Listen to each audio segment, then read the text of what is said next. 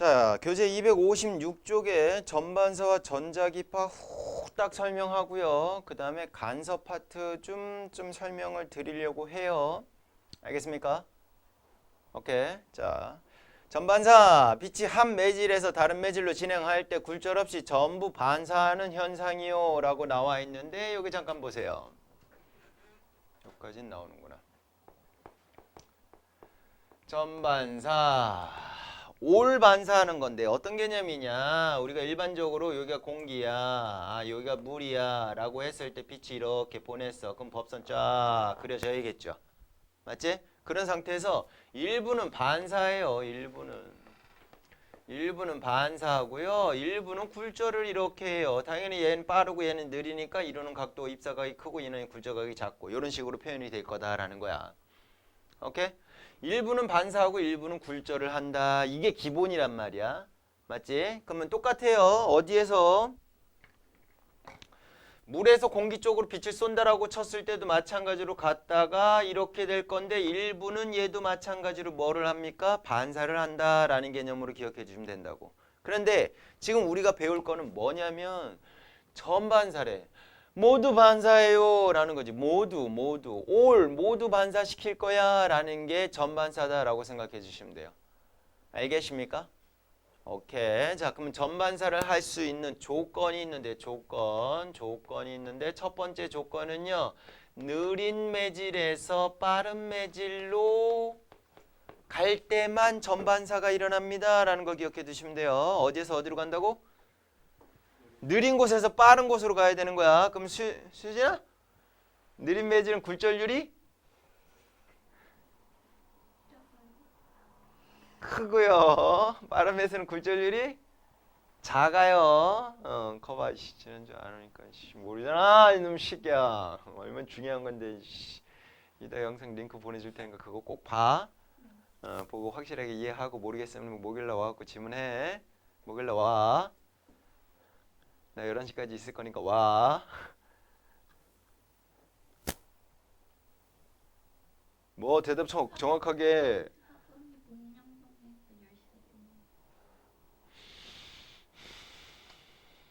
어쨌든 집에는 올 거잖아.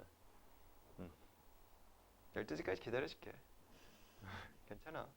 자, 느린 매질에서 빠른 매질로 가야 돼요. 그러면 굴절률 입장에서는 굴절률이 큰 곳에서 굴절률이 작은 곳으로 이동해야 됩니다. 요거 첫 번째로 기억해 두시면 되고, 두 번째 조건은 뭐냐? 두 번째 조건은 입사각인데, 그럼 빠른 곳에서 느린 곳으로 가는 게 아니라 느린 곳에서 빠른 곳으로 가는 거잖아. 그치? 그러면 요 입사각이 뭔진 잘 모르겠는데 임계각보다 커야지 전반사가 일어난대요 라는 개념이래요. 두 가지는 확실하게 외워두셔야 될 겁니다. 외워두셔야지 전반사가 일어나는구나 라는 걸 우리가 파악할 수가 있을 텐데, 한번 가보자 이거야. 보자. 자, 이거 느린 매질이야. 여긴 빠른 매질이야. 그럼 얘는 이제 느린 곳이니까 굴절률이 크고요. 얘는 빠른 곳이니까 굴절률이 이제 적다라고 생각해 주시면 되는 건데, 느린 매질에서 쫙 갔어. 그러면 쫙 법선을 그린 상태에서 뭐 할 거냐? 느린 곳엔 각이 작고요. 빠른 곳엔 각이 크다라고 했으니까 법선과 이루는 요 각도가, 얘는 각도가 훨씬 더 크게 나가야 되니까 요런 식으로 가군요 라는 거를 우리가 파악할 수가 있어요. 됐나요? 벌써 조니?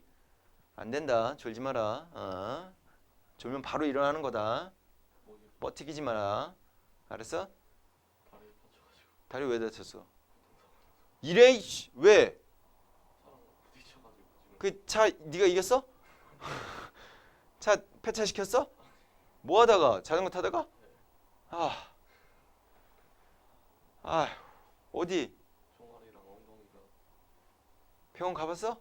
뭐래, 죽는데? 아이씨, 아깝다. 찢어졌대? 왼쪽이? 조심하지. 그 치료비는 받았어? 아직 그거 합의 중이라는데. 들이 눕지 그랬어. 아이고, 조심하지. 자, 그럼 보세요. 굴절의 법칙 뭐예요? 굴절의 법칙. 매질 1에서 매질 2로 갈 때 상대 굴절률에 해당되는 값은 1에 대한 2의 값이니까 n1분의 n2요. 이제 절대 굴절률 표현할 때 이렇게 표현이 된다라고 했었고, 자, 그 다음에 속력으로 표현할 때는 얘 반대라고 해서 v2분의 v1이다라고 했었고요. 파장도 마찬가지로 굴절될 때는 진동수가 변화가 없으니까 파장도 마찬가지로 람다 2분의 람다 1이에요 라고 있었고, 마지막으로 하나 더 있었는데 뭐였냐면 사인 뭐분의 굴절률 R분의 사인 I요 이런 거 있었단 말이야. 수진 무슨 말인지 하나도 모르겠지? 이런 공식 배웠어 지난 시간에. 자, 요거를 굴절의 법칙이다 라고 했었는데, 요거를 비교를 했을 때 요 각도가 커지면 얘 각도가 커지면 어차피 이 값은 항상 일정하게 나와야 되는 거니까 얘네들이 매질이 변하지는 않았잖아. 맞지? 변한 거 없으니까 얘가 각이 커지면 얘도 각이 커져야 돼 안 커져야 돼? 그 비율만큼 커져야 되는 거지. 그러면 요 친구의 각을 요렇게 왔다라고 치자고. 그럼 얘도 그 비율만큼 얼마 정도는 정확하게 모르겠지만 어쨌든 이렇게 커질 거예요 라고 생각할 거다 이거지. 그러니까 결론은 무슨 각이 커질수록 입사각이 클수록 무슨 각도 커질 거다? 굴절각도 크다 같이 커진다라는 거야. 그럼 어느 순간 더 커졌는데 굴절각이 딱 90도가 되는 순간이 생길까 안 생길까? 생기겠지? 자, 요런 상황이 계속 진행이 되다가 뭐가 굴절각이 90도가 되는 순간에 입사각을 우리는 뭐라고 할 거냐? 임계각이다라고 표현을 해줄 거야. 무슨 각이다라고 표현해 줄 거라고? 임계각이다라고 표현해 줄 거야. 다시 자, 입사각이 계속 커져요. 그럼 굴절각도 계속 커질 거야. 자, 쭉쭉 커지다. 일단 조건은 입사각보다 굴절각이 더 커야 되는 상황이야. 왜? 느린 매질에서 빠른 매질로 가야 되는 거니까. 그래야지 굴절각이 90도가 되는 순간이 생길 거라고. 근데 빠른 곳에서 느린 곳으로 가면 느린 곳이 오히려 각이 더 작지. 굴절각이 더 작지. 그러면 굴절각이 90도가 돼버리면 입사각은 90도보다 훨씬 더 큰 각이 돼야 되는 거잖아. 그래서 조건 자체가 느린 곳에서 빠른 곳으로 가네. 자, 이렇게 돼요. 그때 요 각을, 그때 요거. 그 법선과 이루는 각도를 우리는 무슨 각이다라고 할 거냐? 임계각이다라고 표현할 거고 IC라고 표현을 해줄 거예요. 자, 그러면 임계각보다 더 큰 각으로 빛이 오게 되면 어떻게 될까, 혜린아?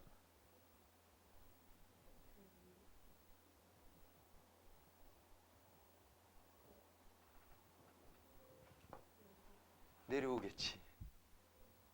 맞아 안 맞아? 얘 각이 점점 커질수록 얘 각도 점점 커져야 되잖아. 그치? 근데 임계각이 굴절각이 몇 도가 됐을 때야? 90도가 될 때지? 그러면 임계각보다 훨씬 더 큰 각으로 들어왔어? 그러면 그거보다 더 큰 각으로 내려와야 되니까 밑으로 내려오겠지. 그럼 이 바깥쪽으로 빛이 나가요? 안 나가요? 안 나가지. 그러면 임계각보다 큰 요 범위 내에서는 무조건 뭐 할 거다? 올 반사할 거다. 이게 전반사라고. 찬솔이 이해가? 이해가셨어?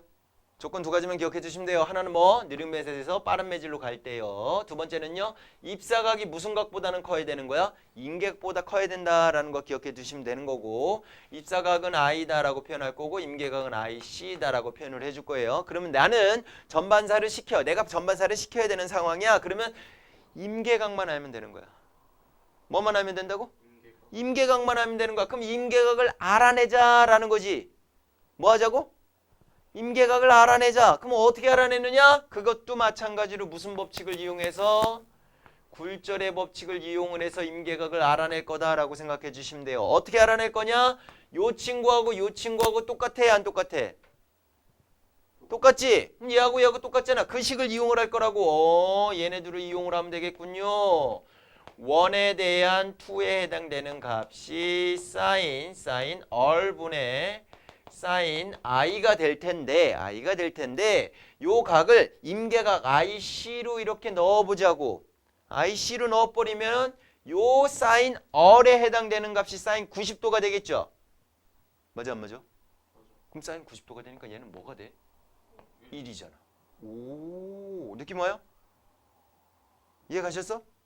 뭔 말인지 이해 갔지? 그러면 요 매질 2에 해당되는 부분, 요 매질 2에 해당되는 부분을 공기다라고 하자고. 뭐라고 하자고? 공기의 절대 굴절률은 얼마로 표현했냐면 1로 표현했어. 뭐로 표현했다고? 1로 표현했어. 그러면 얘가 1이잖아. 맞지?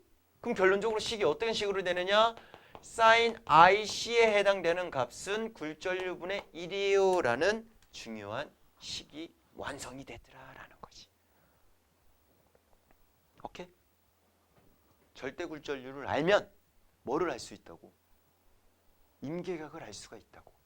반대로 임계각을 알면 뭐를 알 수 있다고? 절대 굴절률을 알 수 있다고. 이 절대 굴절률은 어떤 개념이야?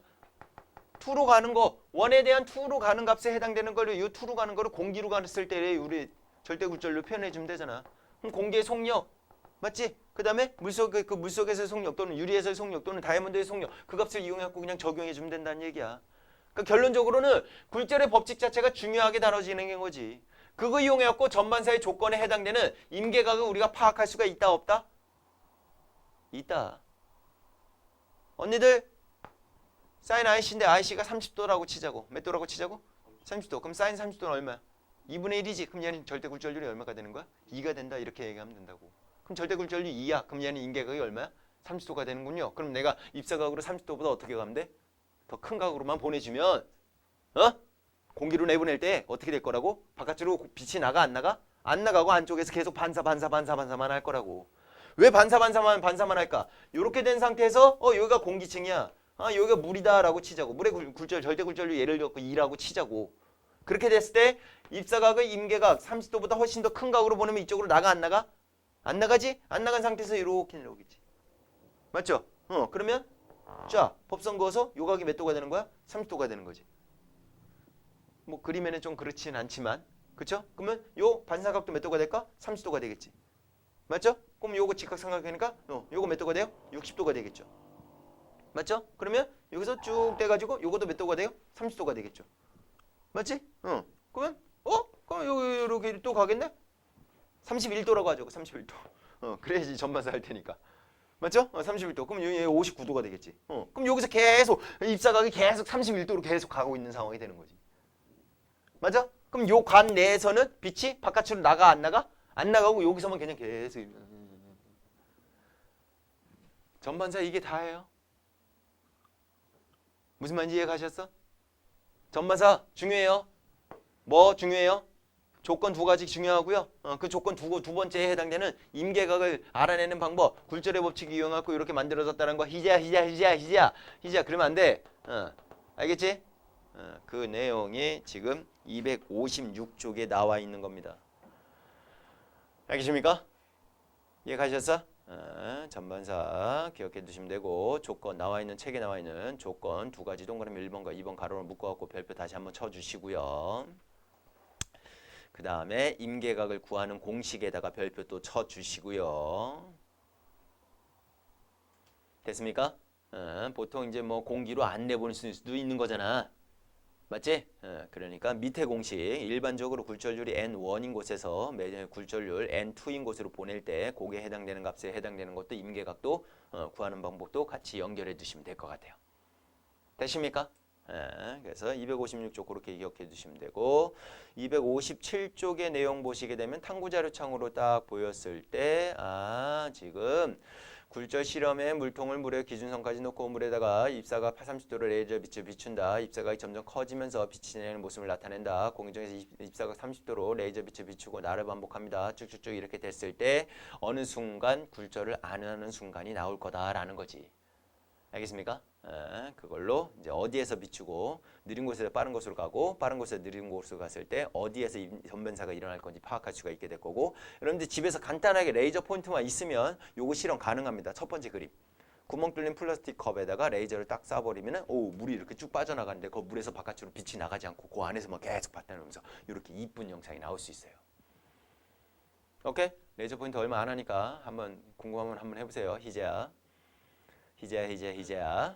제발 희재야 알겠죠? 그 다음에 프리즘도 마찬가지로 전반사를 이용한 예가 되고요. 그 다음에 제일 대표적인 게 광섬유입니다. 조명 가게 같은 데 가면 이렇게 선으로 쫙 되는데 그 선이 쫙 빛이 나는 거 보일 거예요. 그게 전반사를 이용하는 거예요. 전문가가 지나가면서 본 적 있을지 없을지 모르겠지만 밑에 그림 보시면 생활 속의 전반사의 예로 세 번째 그림은 광섬유를 이용한 장식품요라고 이렇게 나와 있는 거 보이죠? 이런 거 본 거 같지? 그죠? 그 다음에 쌍안경도 마찬가지 전반사를 이용을 한 거고요. 잔망경도 마찬가지로 전반사를 이용을 한 거예요. 그래서 외부로 빛이 나가지 않게 막아놓은 거고, 내시경도 마찬가지 전반사를 이용한 거고, 다이아몬드 안에서 계속 반짝반짝 빛나는 것도 마찬가지로 빛이 바깥으로 빠져나가지 않고 그 안에서 반사하니까 전체적으로 빨간 이제 반짝반짝 빛나게 되는 현상도 전반사를 이용을 한 거고요. 그 다음에 우리가 이제 주로 쓰이는 거, 광섬유 자체는 우리가 보기 좋으라고 하는 거잖아. 그렇죠? 근데 이제 실질적으로 뭔가를 유용하게 쓸 수 있는 형태로 쓰이는 게 대표적인 게 광석 케이블이다라고 생각하시면 돼요. 세상에서 제일 빠른 게 뭐예요, 수진아?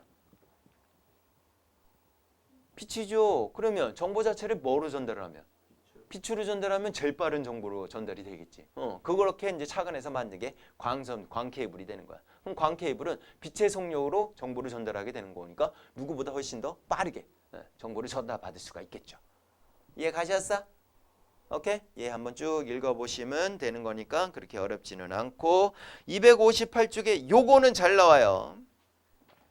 광섬유 내부 모양, 광섬유의 구조 요거 잘 나옵니다. 자, 빛을 전송할 수 있는 섬유 모양의 관을 광섬유라고 하는데 구조는요. 굴절률이 큰 중앙의 코어를 굴절률이 작은 클레이딩으로 감싸고 있는 이중구조입니다. 밑줄 그으세요. 자, 코어와 클레이딩으로 되어 있는데 빛이 전반사가 되려면요. 느린 매질에서 빠른 매질로 또는 굴절률이 큰 곳에서 작은 곳으로 가야 되는 거니까 코어가 굴절률이 커야 되는 거고 클레이딩이 굴절률이 작아야 됩니다. 그거 기억해 두세요. 그래서 그 내부에서 빛을 쏘게 되는 구조군요 라고 생각하시면 돼요. 그래서 코어 내부에서만 빛이 왔다리 갔다리 하면서 전반사가 진행되는 거지 라는 걸로 연결해 주시면 된다고. 오케이? 똑같은 원리로 광통신도 그렇게 만드는 거야. 그럼 어떻게 광통신을 통해서 정보를 주고받는지 한번 보자고. 음성이나 영상 등과 같은 정보를 빛신호로 전환한 후 빛의 전반사를 이용해 광케이블로 전송하는 통신 방식이에요. 전기 신호를 빛으로 전환하는 송신기가 있고요. 레이저나 발광 다이오드를 이용을 한대요. 그래서 그 광섬유를 통해서 빛을 보내주면 당연히 입사각이 임계각보다만 크게 보내주면 되겠죠. 섬유 자체는 당연히 코어와 클레이딩으로 되어 있고 굴절률은 누가 크다? 코어가 크다. 속력은 누가 빠르다? 클레이딩이 빠르다. 이런 것도 꼭 구분해 주세요. 요거 잘 나오니까. 그리고 빛을 쫙 간 상태에서 수신기에서 광검출기를 통해서 빛을 받은 걸 전기신호로 다를 바꿔주면은 와우 엄청나게 빨라지겠죠. 오케이? 그래서 요즘에는 인터넷 속도 느리면 큰일 나죠. 빨라야 되죠. 그래서 어디까지? 보내주는 곳에서 받는 곳까지 지하에다가 집어넣는 거야. 광섬유 자체가. 광케이블이라고 얘기하면 되겠죠. 걔네들은 밑에다 쫙 깔아놓고 위에서 온 거는 거기서는 어차피 그것도 속도가 굉장히 꽤 빠르니까 아파트 단지까지는 광케이블로 오고 오케이? 내 아파트 단지 내에서는 구리선으로 되어 있어도 충분히 빠른 속도로 전달될 수가 있겠는 거예요. 알겠습니까? 장점 볼게요. 외부 전자기파의 간섭을 받지 않아서 잡음이나 혼선 등 또는 도청이 어렵고요. 대용량의 정보를 먼 곳까지 전달할 수 있어 장거리 통신에 유용하지고 에너지 손실이 적어서 광증폭기를 설치하는 구간 사이의 거리가 길게 형성할 수가 있어요. 오, 좋네요. 구리도선을 이용한 전기통신의 경우에는 다른 도선의 영향을 받으면서 도청을 가능할 수가 있어요. 도청이 될 수도 있대요. 광통신은 100km마다 증폭기를 설치하지만 구리도선은 4km마다 증폭기를 설치를 해줘야 된대요. 와, 그러면 차이가 어마어마하네요. 그럼 100kg를 4kg로 나눠버리면 얼마가 돼? 25개가 되죠? 그러면 25개의 증폭기가 이득이 되는 거지. 더 설치를 안 해도 된다는 거죠. 괜찮네. 단점, 광섬유는 화재나 충격에 약하고 한번 끊어지면 연결하기가 어려워요. 와우, 이게 좀 안타깝네요. 구리선은 끊어지면 그냥 바로 연결하면 되는데. 광섬유 연결 부위에 아주 작은 먼지나 이제 먼지가 끼어 있거나 틈이 생기게 되면 광통신이 불가능해진대요. 그래서 땅 속에도 묻는 경우가 많죠. 외부 영향을 안 받으려고. 해리도 자네. 큰일 났네. 구리전선을 이용한 통신에 비해서 설치하고 관리하는 비용이 많이 들기는 하지만 장점 때문에 우리가 이제 일반적으로 광통신을 많이 이용한다라는 걸로 연결해 주시면 돼요. 발달.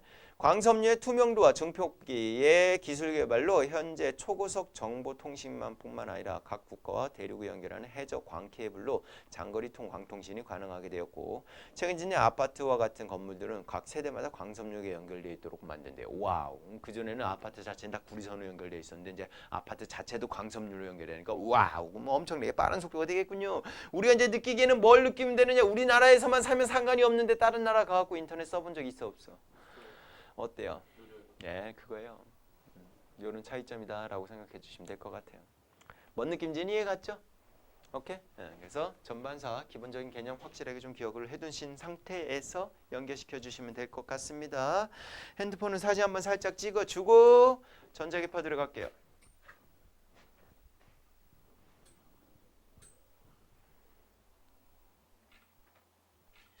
예전 단톡에 올려주세요. 헬링 아씨 3시간 내내 잘라 그래 이거 이 새끼 어? 우리 찬소리 봐. 조금 늦게 왔어도 너보다 적게 잤어도 안 자잖아.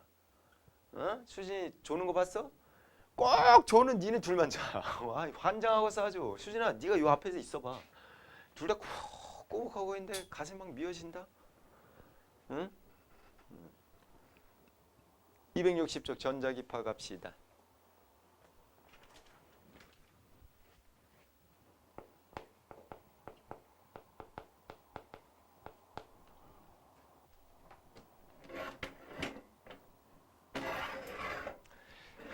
별건 없어. 자, 전자기파 파동이에요.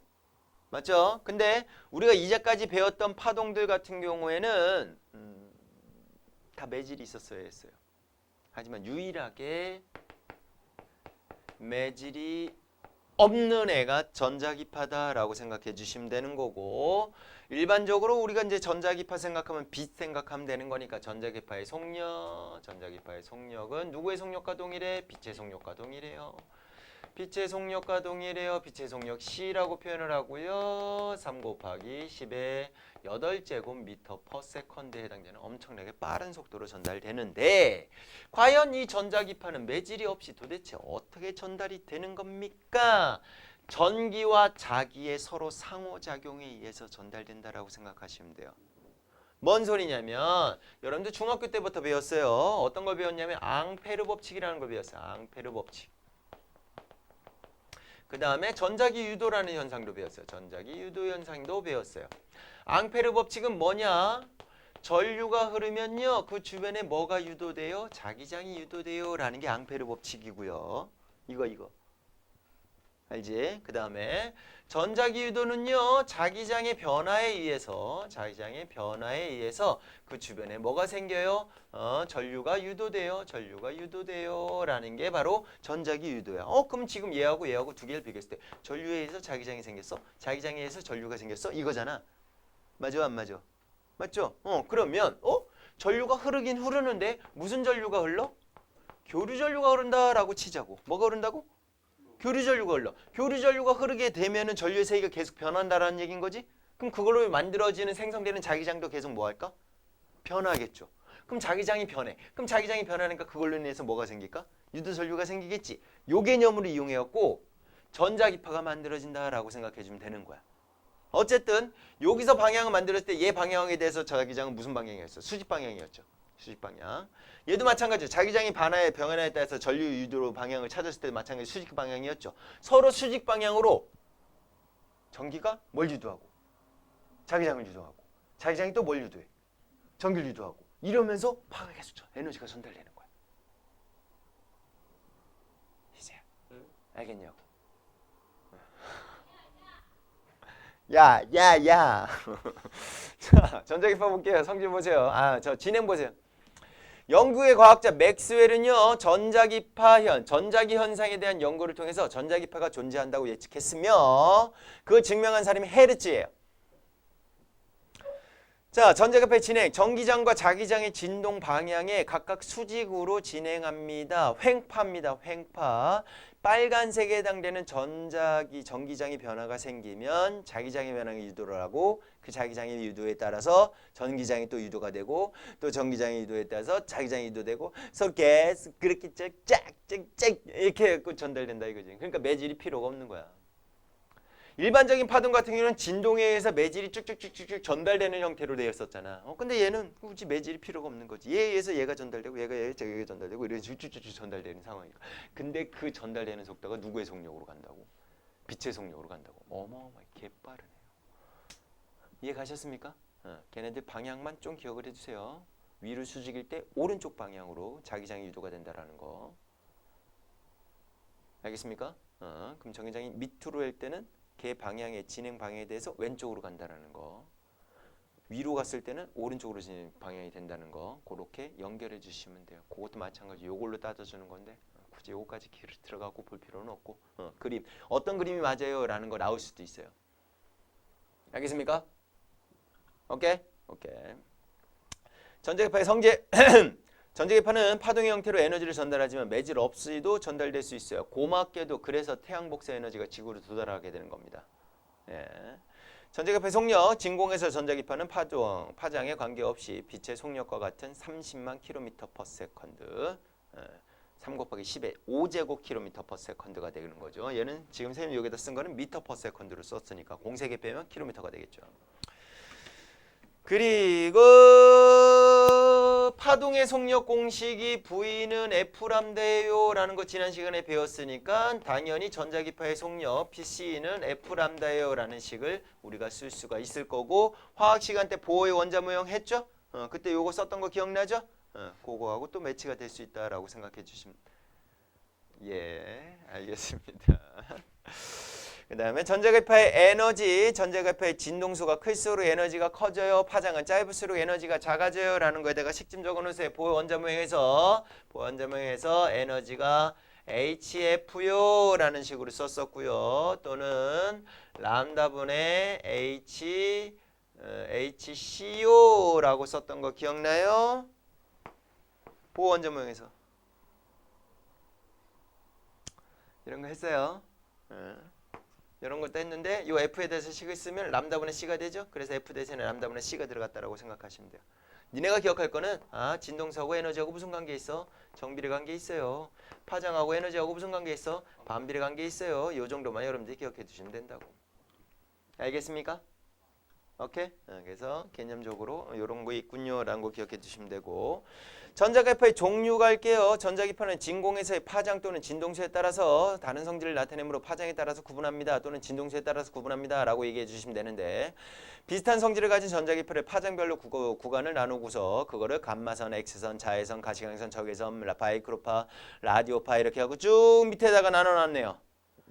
보입니까? 보이죠? 자, 볼게요. 자, 일단은 어디까지 나오니? 여기까지도 나올 수가 있네요. 그 위로는 더 못 쓸 것 같고 감마선 그 다음에 X선 그 다음에 자외선 그 다음에 가시광선 그 다음에 적외선 그 다음에 마이크로파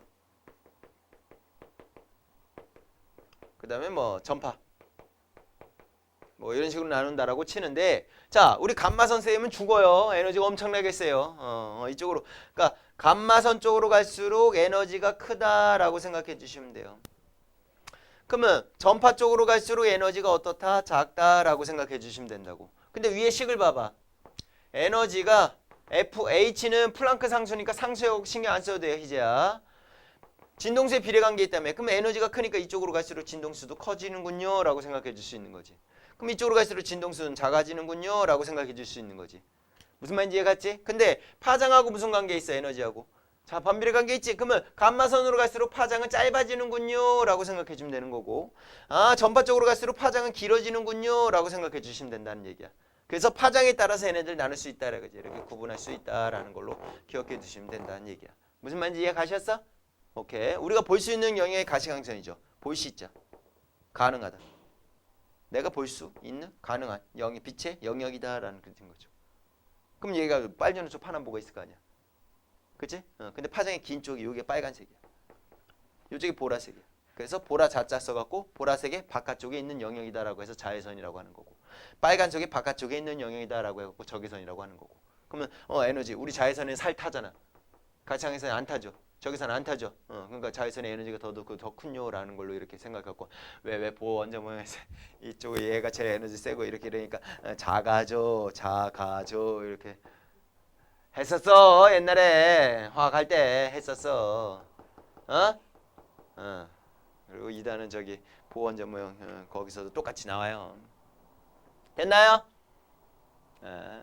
이제 261쪽에 전자기파의 종류와 이용이 나와 있어요. 감마선, X선, 자외선, 가시광선, 적외선, 그 뒤에 전파, 라디오파 이런 식으로 쭉 나와 있는데 얘는 그냥 같이 읽어보면서 정리 한번 해드릴게요. 알겠습니까? 오케이. 감마선부터 가자. 파장이 가장 짧은 전자기파로 파장이 0.01 나노미터 이하를 우리는 감마선이라고 표현을 해주는데요. 전자기파 중에서 진동수와 에너지가 가장 커요. 요거 쏘이면 요거 이제 방사선이다라고 하는 애들이 이제 얘다라고 생각하시면 돼요. 투과력이 매우 강하고 큰 에너지를 가지고 있어갖고 암세포를 파괴하는데 이용할 수 있대요. 와우, 잘 써야겠죠. 정상적인 피부 조직에 해칠 수 있고 누적되면 바람의 물질이 될 수도 있어요. 와우, 골 때리네요. 암을 치료하는 데도 쓰이는데 요거에 노출되면 암이 유발할 수도 있네요. 그 정도로 에너지가 크다라는 얘기인 거지. 뭔 소리야? 우리 수진이가 감마선에 쓰였다. 그럼 정상적인 세포가 제 기능을 못하면서 암세포로 바뀔 수도 있다라는 얘기인 거지. 어떤 느낌인지 이해가죠? X선 갈게요. 자외선보다 파장이 짧은 영역이에요. 0.01 나노미터에서 1 나노미터까지에 해당되는 애들이고요. 투과력이 강해서 인체 내부의 모습을 알아볼 수 있어요. 찍어봤죠? 찍었지? 최근에? 너 교통사고 났을 때 찍었을 거 아니야? 찍었죠? 혜린이 찍어본 적 있죠? 어디 다쳐서 찍었어? 건강검진해요? 오. 너 어디 부러진 적 있어? 많죠. 그때마다 찍었지? 수진이 어디 부러진 데 있어? 한 번도 없어? 깁스염 입은 적도 한 번도 없어? 와우, 건강하네요. 좋은 거죠. 선생님도 어디 부러진 적은 없어요. 금 간 적은 있어요. 그래서 나도 깁스를 한 번도 안 해봤어. 막 깁스하고 애들이 막 여기서 낙서해줘. 병원 치료. 오토바이 사고 나가지고 한 오랫동안 다친 적이 입원한 적은 있는데 그때 여기가 부러졌었구나. 부러졌었네. 자, 자외선 저 신체 조직이 X선에 많이 노출되면 암을 유발할 수 있으므로 불필요한 과다 노출은 피하는 것. 그래서 이제 아마 정해져 있는 걸로 알고 있어요. 1년에 이제 몇 번 이상을 쓰게 이제 X선 촬영을 하게 되면 문제가 된다. 알겠습니까? 그래서 거기 방사능 치료하는데 거기 사진 찍는 사람들 있잖아. 그 사람들도 정기 검사는 계속 받습니다. 받아야죠. 문제가 생길 수도 있는 상황이니까. 자, 이용은 어디에? 의료 보안 검색 또는 고체 결정 구조 연구 또는 현미경 이런 것들. 보안 검색 뭐예요? 여러분들 외국 나갈 때 저기 찍죠? 고고 X선. 자외선 갈게요. 가시광선의 보라색 빛보다 파장이 짧은 영역으로 미생물을 파괴할 수 있는 살균 기능 장치로 오케이. 물질을 화학 반응을 일으킬 수 있는 정도의 에너지를 가지고 있어서 화학 반응이 강하고요. 화학 작용이 강하고요. 물질 속에 포함된 형광 물질의 자외선을 흡수시키며 가시광선을 방출하는 형광 작용을 합니다. 이게 형광등의 원리예요. 또는 위조 지폐 감별할 때 이럴 때도 씁니다. 햇빛에 포함된 자외선은 피부를 그리게 하면서 인체 내부의 바이타민 D를 합성하기도 하죠. 그러니까 이제 화학 반응을 일으킨다라는 거지. 의료기구 소독기 또는 손소독기, 식기소독기, 그 다음에 위조지폐 감별기 뭐 이런 것들에 쓰입니다. 오케이. 가시광선. 사람이 눈으로 볼 수 있는 영역의 전자기파로 빛이라고도 합니다. 파장에 따라서 다른 색으로 보이고요. 가시광선 영역 중 보라색 빛이 파장이 가장 짧고 파란색, 빨간 거기다 밑줄 그어놓으세요. 요건 좀 기억을 해주신 게 좋아요. 보라색이 파장이 짧고요. 빨간색이 파장이 깁니다. 라는 거 기억해 두시면 되고, 가시광선을 이용해서 물체를 볼 수 있으며 사람의 눈은 노란색 빛부터 초록색 빛까지 파장 영역에서 가장 민감합니다. 오케이. 광학기구, 광학시광성, 레이저, 라이파이. 라이파이는 와이파이하고 비슷한 건데 와이파이는 전파, 마이크로파를 이용을 하는 거고요. 라이파이는 가시광선을 이용하는 거죠. 그럼요? 이런 데에서 라이파이가 나올 수 있는 거지. 그러니까 형광등 키면 이제 우리가 인터넷에 쓸 수 있는 형태로. 와우, 좋을 것 같네요, 그죠? 그런데 파장이 짧아요. 전파에 비해서 파장이 짧잖아. 짧으면 요런 틈새로 퍼져나가고 주변으로 퍼져가는 역할을 좀 못해요. 그리고 이제 회절 현상이라고 하는데, 그래서 실용화가 안 되는 이유가 그거예요. 얘가 빛을 쏘고 있는 동안에 이제 잘 활용을 할 수는 있지만, 그죠? 저기서 가시광선의 희재야. 빨간색 빛보다 파장이 긴 영역이고요. 물체에 흡수되었고 온도를 높이는 열작용을 하므로 열선이라고도 표현을 하고요. 바르체에서 나오는 열은 주로 적외선에 의한 것이고 물체에서 방출하는 적외선을 감지하여 온도를 측정하거나 야간에도 사진 촬영이 가능했습니다. 라고 나와있죠? 그러니까 왜 저 영화 같은데 전전 영화 같은데 야간에 투시 만안경 같은 거 있죠? 그런 거 이용해갖고 야간에도 볼 수 있게 되는 거고 적외선 열화상 카메라 오른쪽에 보시면 그런 것들 본 적 있죠? 오케이? 그다음 뭐 이제 여기 지금 이 전자제품의 발열이 어때요? 라는 거 할 때 이제 찍어냈을 때 이제 발열 뿔구슬하게 이렇게 나오는 거 그런 것들을 연결해 주시면 될 것 같아요. 오른쪽에 조그만한 것까지도 한번 쭉 한번 봐주시면 좋고요. 넘겨. 262쪽에 탐구자료청의 적외선과 자외선의 용도 관찰하기 한번 읽어보시면 되고 전파, 마이크로파, 라디오파 전파가 그냥 요거 다 그냥 다 전파다라고 표현을 해주는데 그 중에서 파장이 좀 더 짧은 게 마이크로파고요. 파장이 좀 긴 애들은 우리는 라디오파다라고 표현을 해줘요. 파자, 마이크로파, 적외선보다 파장이 긴 영역이고요. 전자레인지에 사용되는 파장이 12.2cm, 진동수가 2.45Hz 둘이 곱하면 빛의 속력이 나와요. 왜? 진동수에다 뭐 곱한 거니까 파장 곱한 거니까 대신에 이제 센티미터를 뭘로 바꿔야겠어? 미터로 바꿔야 될 거고 기가헤르츠니까 10에 기가면 10에 9제곱이 되는 거죠. 맞나? 키로? 메가? 기가 맞죠? 9제곱. 음식물 속에 포함된 물 분자를 진동시켜서 열을 발생하는 게 전자레인지고요. 전자레인지, 통신, 무선램, 레이더, 속도 측정기 이런 거에 이용할 수 있대요. 라디오파는요. 마이크로파보다 긴 파장의 전자기파를 얘기하는데 파장이 길수록 회절이 자리한다. 동그라미 쳐놓으세요.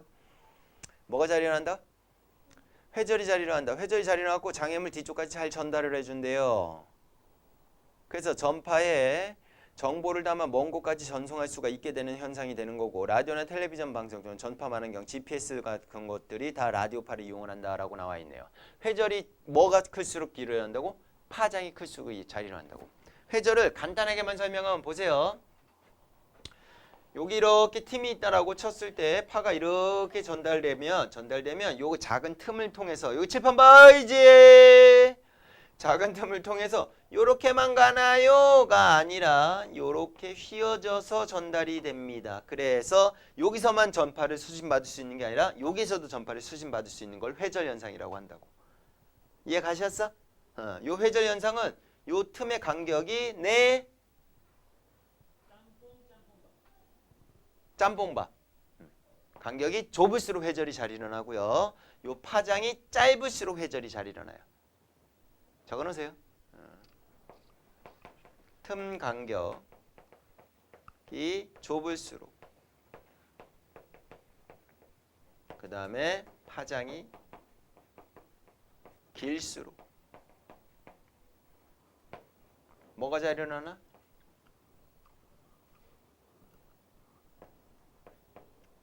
회절 현상이 잘 일어난다라는 거 기억해 두시면 돼요. 그래서 여러분들 집에 보통 거실에 와이파이 수신기가 있잖아. 송신기가 있잖아. 근데 니네 방에 가면 잘 돼, 안 돼? 잘 안 되지. 문틈으로는 잘 들어오는데 콘크리트 벽은 얘가 뚫기가 힘들어요. 그래서 전달이 잘 안 되는 거야. 무슨 말인지 이해 가셨어? 그래서 보통 이제 뭐라 그래야 돼? 중간에 뭐 확장기 그런 것들 설치하기도 하죠. 유튜브에 검색하면요. 옛날 핸드폰 있죠? 그 폰으로 와이파이 저기 확장기 로 이렇게 어플 다운받아갖고 쓸 수 있는 경우도 있어요. 그럼 여러분들 방에 저 잘 쓸 수. 아유 혜린이 아유 힘들어. 아이고야 우리 혜린이 아유 계속 전에 큰일 났네. 아주 그냥 잠이 취해버렸네. 잠깐 쉬었다가 파동의 간섭 파트 조금 더 들어가도록 할게요. 알겠습니까? 자, 파동의 간섭 조금만 더 나갈게요.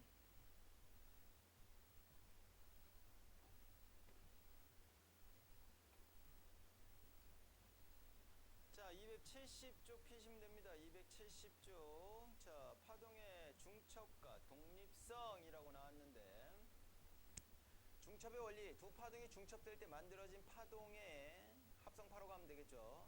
변이는 각 파동의 변이를 합한 것과 같습니다 라고 나와 있어요. 뭔 소린가요? 보세요 칠판. 자, 요렇게 된 애가 오고요. 반대편에서 요렇게 된 애가 온다라고 치면은 가운데 부분에서 얘네들 만날까 안 만날까? 만나겠지? 그럼 어떻게 되느냐? 요만큼의 진폭을 가지고 있다라고 쳤을 때 여기 가운데서는 어떻게 될 거냐? 딱 그거의 2배만큼을 더한 것만큼만 이렇게 합쳐진다라는 거예요.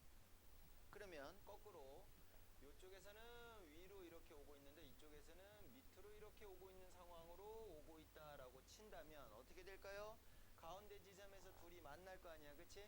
그럼 얘가 요만큼에 해당되고 얘가 요만큼에 해당되는데 얘가 조금 더 크다라고 친다면 가운데서는 요렇게 된다라는 거지. 오케이? 그러면 요렇게 되고 없어지나요? 요렇게 되고 없어지나요? 그게 아니라 처음의 모습 그대로 다시 돌아간다라는 게 파동의 독립성이야. 이해 가셨어? 그럼 쉽게 얘기해서 무슨 소리냐? 찬소리도 떠들고 너도 떠들고 너도 떠들고 너도 떠들고 나도 떠든다라고 치자고 같이 떠든다라고 치자 그러면 전체적으로 소음이 어떻게 돼요? 더 커지죠? 이런 거에 중첩의 원리다라고 생각해주면 된다고. 오케이? 그런데 예를 들었고 내가 수진이가 내는 소리에 정확하게 반대 위상을 가지고 목소리를 내가 낼 수 있다라고 친다면 어떻게 될까? 수진 목소리가 안 들리겠지. 그게 요즘에 이어폰에 들어가 있는 기술 뭐야? 그렇지. 노이즈 캔슬링이 되는 거야. 이해 가셨어? 오케이? 혜린아? 이제 잠 좀 푹 잤죠? 일부러 안 깨웠어. 프린트 다 나올 때까지.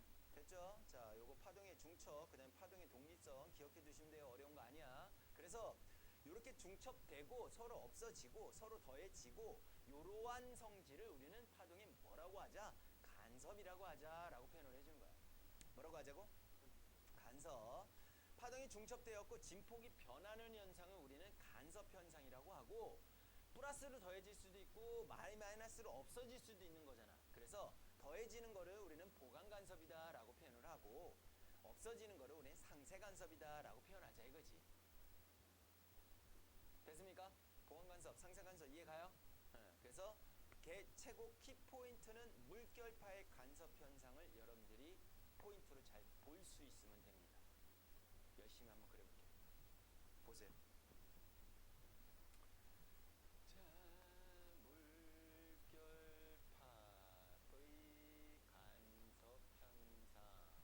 볼 건데 쫙 해서 여기에서도 똑같은 파동 여기에서도 똑같은 파동을 물결파를 똑같은 진동수 똑같은 파장의 값으로 똥똥똥똥똥똥 두드린다 라고 생각해 주시면 돼요.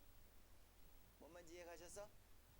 일정한 똑같은 파동을 두 개의 파원 여기도 하나의 파원이 되는 거고 여기도 하나의 파원이 되는 건데 물을 이렇게 담아놓은 상태에서 위에서 똥똥똥똥 똑같은 진동수로 똑같은 파장의 세기로 두드린다 라고 생각하면 돼. 똑같은 진폭으로. 알겠죠?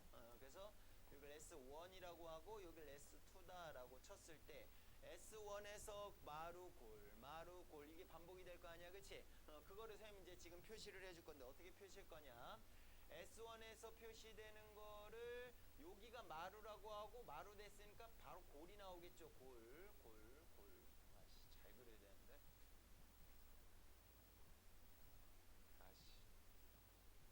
이게 점선을 표시하면 좋은데 날 몰라. 그냥 표시. 이렇게. 됐지? 그 다음에 흰색으로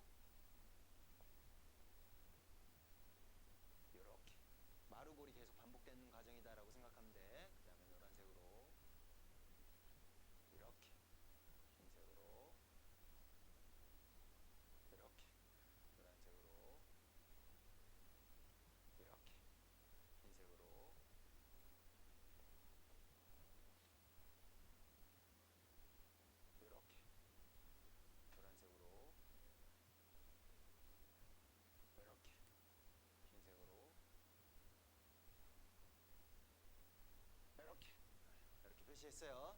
됐죠? 그 다음에 옆에서도 마찬가지로 똑같은 파동이 보내지는 거야. 똑같은 파동. 그럼 얘하고 모양이 똑같은 애가 전달이 돼야 되겠지, 그치? 그러면 얘도 여기에 뭐가 있고, 마루가 있고, 골이 있고, 마루가 있고, 골이 있고, 아이씨, 몰라, 이씨, 골, 이게 골이고, 이게 마루고, 이런 식으로 이제 표시가 되는 거라고 생각하면 돼. 이제 잘 봐. 얘에서부터 얘까지 정가운데 지점 여기를 보시면요. 지금 얘는 흰색이 마루고요. 흰색이 마루고 노란색이 골이다라고 얘기를 했어. 헷갈리긴 하지만 자, 이 친구는요. 요 친구. 아이고야. 이 친구는 빨간색이 골이고요. 보라색이 마루다라고 표현을 해줬어요. 됐죠? 그러면 지금 요 가운데 지점에서 어떻게 됐어요? 얘 파동에 의한 마루와 얘 파동에 의한 마루가 만났죠? 마루와 마루가 만났으니까 그만큼 더 폭이 올라가겠지. 맞지? 그 다음에 그 위에 거 봐봐. 또 만나는 지점. 골골이 만났죠? 마루마루, 골골, 마루마루 이런 식으로 반복이 된다고. 정 가운데 지점 요로 쭉 원래 이제 제대로 그렸으면 딱 일직선이 될 거거든? 정 가운데 지점에는 모두 마루와 마루가 만났거나 또는 골과 골이 만난 지점이 이렇게 연결된다라는 거야. 됐어? 그러면 얘도 마찬가지로 뭐가 일어날 거고 보강 간섭이 일어날 거고 얘도 마찬가지로 뭐가 일어날 거야? 보강 간섭이 일어나겠지. 그러면 더 위로 올라오고 더 밑으로 내려가는 형태의 물결파가 만들어질 거다라는 거지. 원래 모양의 형태의 물결파가 만들어지는 게 아니라 얘네들이 중첩이 되면서 간섭 현상에 의해서 요 라인들은 더 위로 올라가고 더 내려가고 더 위로 올라가고 더 내려가고 이런 현상이 생길 거라 이거야. 요거 이해가요? 요거 이해가요? 근데 그 바로 옆에 라인들 봐봐. 얘 지금 뭐하고 뭐가 만났어? 빨간색으로 갈까? 얘 뭐하고 뭐가 만났어? 요 친구의 노란색이니까 골이 만났죠. 요 친구에선 뭐가 만났어? 보라색이니까 마루가 만났죠. 마루골이 만났네. 마루골이 만났네. 마루골이 만났네. 마루골이 만났네. 마루골, 마루골, 마루골, 마루골. 그 옆에 라인은요. 뭐가 만나고 있어요? 모두 마루하고 골하고 만나는 상황이야. 오케이? 그럼 무슨 간섭이 일어나? 상세 간섭이 일어난다라는 거지. 그럼 꼭 그 옆에 또 라인도 이렇게 또 봐봐. 얘 뭐야? 마루마루. 아, 이게 골골, 마루마루, 골골, 마루마루. 그 옆에도. 마루마루, 골골, 마루마루, 골골. 이런 식으로 지금 되고 있죠? 또 그 옆에는 또 바로 뭐가 돼 있어?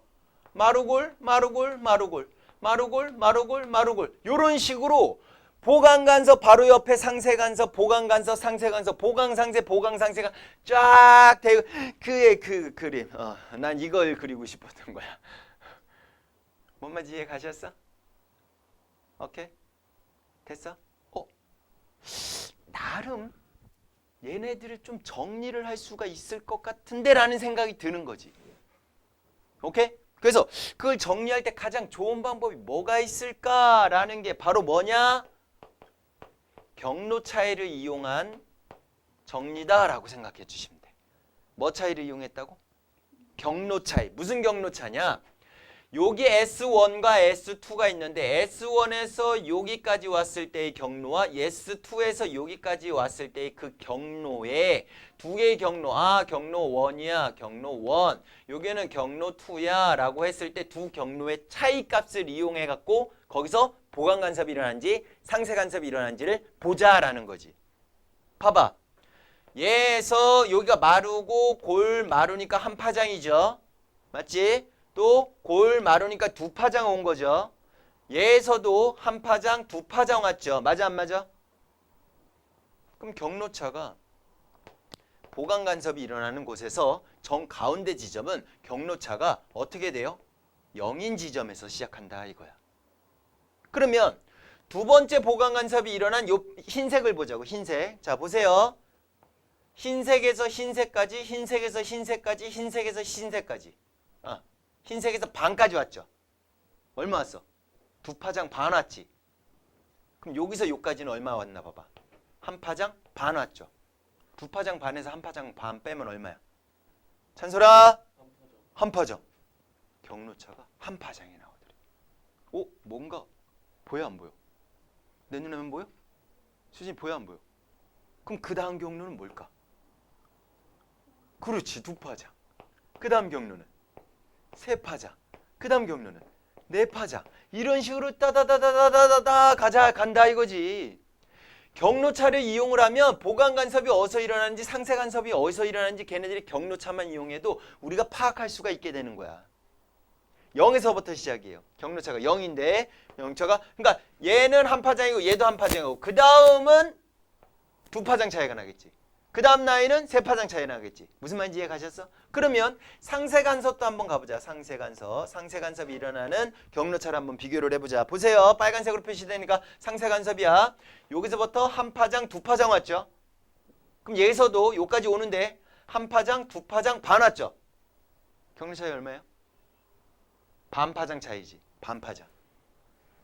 2분의 람다. 그럼 다음 곳은 뭐가 될까? 다음 곳이 얘고 얘야. 한 파장 반 왔어. 여기서 한 파장, 두 파장, 세 파장 왔어. 얼마야? 세 파장에서 한 파장 반 빼니까 한 파장 반이죠. 그럼 얘는 뭐야? 2분의 3람다야. 그 다음 뭘까? 2분의 5람다가 되겠지. 그 다음은 2분의 7람다가 되겠지. 이런 식으로 쫙쫙쫙쫙쫙쫙 되더라 이거지. 상세 간섭이 일어나는 곳은. 됐니? 그러면 나름 정리해주자 이거지. 정리해주자. 어떻게 정리해주자? 그러면 얘는 지금 어떻게 정리해주냐면 2분의 람다에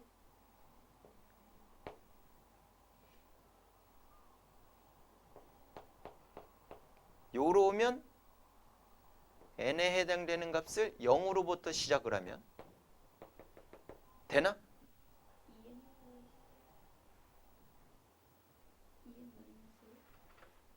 이러면 안 되나? 2n-1 이러면 되나? 0 넣으면 1 1 넣으면 1 넣으면 2 플러스 1 이러면 되나? 0 넣으면 되고 2 넣으면 나오네. 그지? 3 넣으면 나오네. 그지? 요렇게 정리할 수 있겠군요. 됐니? 그럼 얘는 뭐라고 할까? 이 친구는 2분의 람다에 그냥 2n을 넣으면 될 것 같은데? 0 넣으면 0 1 넣으면 람다 2 넣으면 2람다. 되네요. 이렇게 정리해 주시면 돼요. 경로차를 이용해갖고 우리는 뭘 알아낼 수 있다? 그 지점에서 보강 간섭이 일어난지 상세 간섭이 일어난지를 파악할 수가 있다 없다? 있다가 주 포인트예요. 제가 좀 적어놓으세요. 요거랑 요거. 굳이 이건 이제 일반식으로 만들어낸 거고 일반식은 하나도 몰라도 돼. 근데 혹시라도 문제에서 일반식으로 물어보는 경우가 생겨갖고 그걸 이제 좀 적어놓은 거고 시제야. 보강 간섭은 그냥 0람다, 2람다, 3람다, 4람다 이렇게 가요. 상세 간섭은요 2분의 람다, 2분의 3람다, 2분의 5람다, 2분의 7람다 이런 식으로 가요. 요거만 기억해 두시면 된다고. 알겠습니까? 괜찮아요? 괜찮긴 뭐 괜찮은 계속 졸았으면서 혜림이 안 좋잖아 이제. 되십니까? 270페이지가 그 내용이에요. 그래서 경로차 반파장이 짝수배고요. 반파장의 홀수배예요 라고 표시된 내용이 이렇게 정리되었다라고 생각해 주시면 되고 271쪽의 소리의 간섭도 똑같은 방식이다라고 생각하시면 돼요.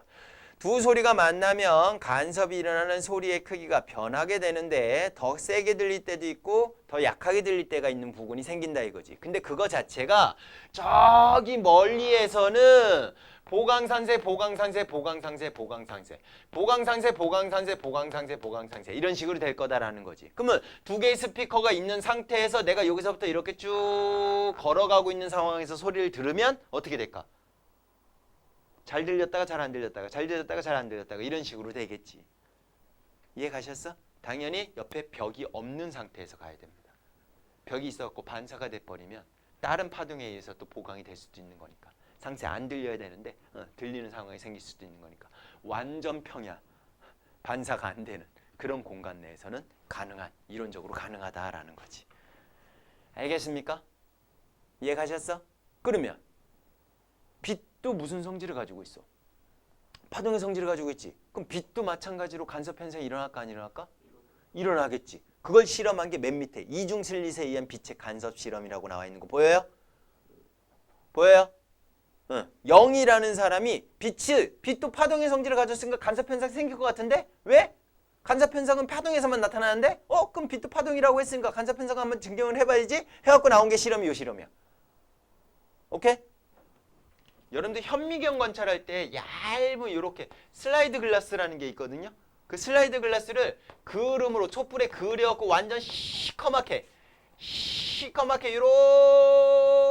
이렇게 시커멓게 완전히 시커멓게 그린 상태에서 거기 단위슬릿이라고 적혀 있는 거는 거기다가 면도날로 싹 이렇게 그은 거야. 그 정도로 굉장히 틈이 좁아야지 이 실험이 가능해요. 알겠습니까? 그리고 또 하나는 뭐냐? 이렇게 단위슬릿이 있는 상태에서 어떻게 했느냐? 똑같이 슬라이드 글라스를 쭉 해놓고서 면도는 굉장히 얇잖아. 그 자식을 두 개를 포갠 상태에서 쫙 한 번에 이렇게 그은 거야. 두 개를 포개서 이렇게 싹 그은 거야. 이 짓을 왜 하냐면 그때 당시만 해도 레이저 포인트가 없었어. 그냥 전등 불빛으로 해야 된단 말이야. 그러면 얘가 전등 불빛이 모든 곳으로 이렇게 쫙 퍼져나가는 상황인 거잖아. 맞지? 그래서 하나의 파동만 갈 수 있게 하려면 이러한 작업들이 좀 필요했던 거지. 그래서 단위슬릿에서 이런 식으로 이렇게 되어 있는 상태에서 단위슬릿이 있는 상태, 그 다음에 이중슬릿 똑같은 간격으로 이중슬릿이 있는 상태라고 친다면 여기서 파동이 쫙 온다라고 쳤을 때 여기서 하나만 이렇게 쭉쭉쭉쭉쭉쭉쭉쭉 이렇게 가겠지. 그러면 얘네들이 하나의 파동으로 이렇게 가겠죠. 이유는 아까 선생님이 요 실험할 때 얘하고 똑같은 파동을 보내줘야 된다 그랬잖아.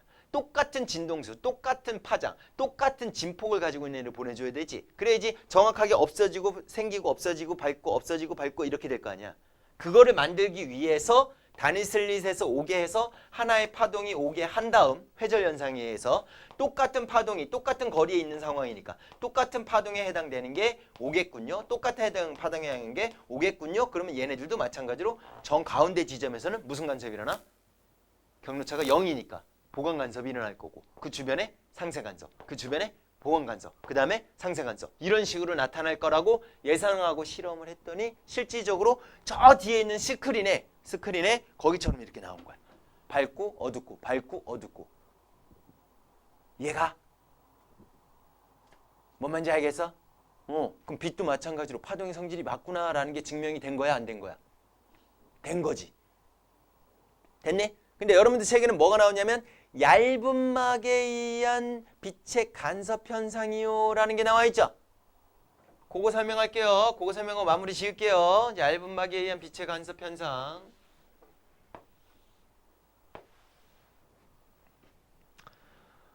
보시오. 빛이 오잖아.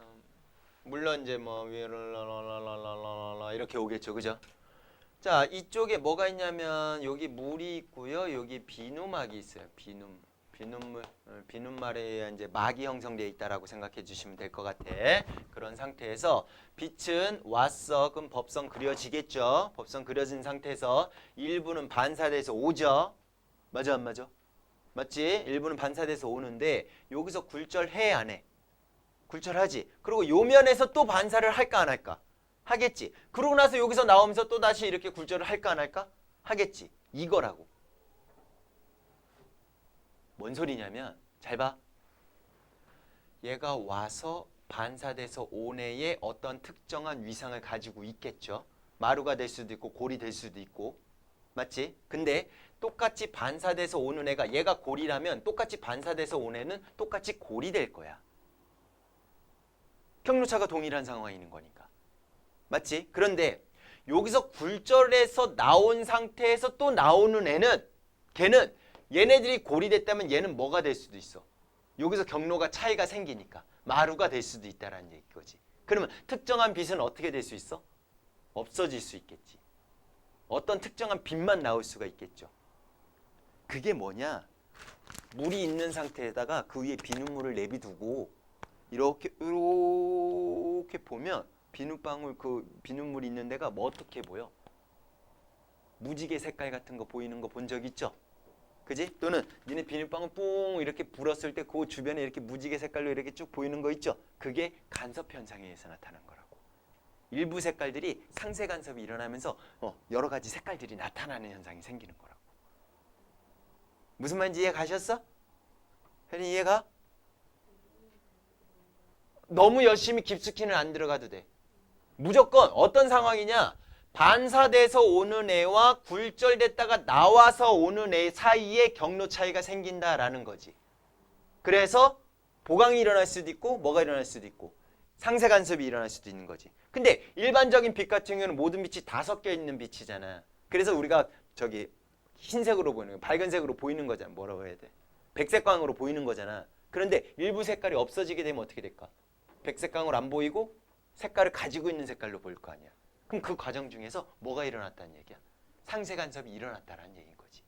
그걸로 증명할 수 있다라는 거. 원리만 기억해 주시면 돼요. 이해 가셨어? 오케이? 그러면 그거의 예로 뭐 있나요? 라는 게 272쪽에 예 나와 있는데 요거는 한번 읽어보세요. 알겠습니까? 읽어보고 문제는 아까 뽑아서 미리 드렸고요. 교재도 풀어갖고 오시면 됩니다. 그래서 파동 파트까지 끝났으니까 중단원 끝나고 시험 수능 실전 문제까지 최대한 좀 해갖고 오세요. 그리고 다음 시간에 모르는 거 질문 받고 그 다음에 빛 들어갈게요. 이중성. 파동 다 끝난 거 아니요? 빛의 이중성 남았어. 수고들 했어요.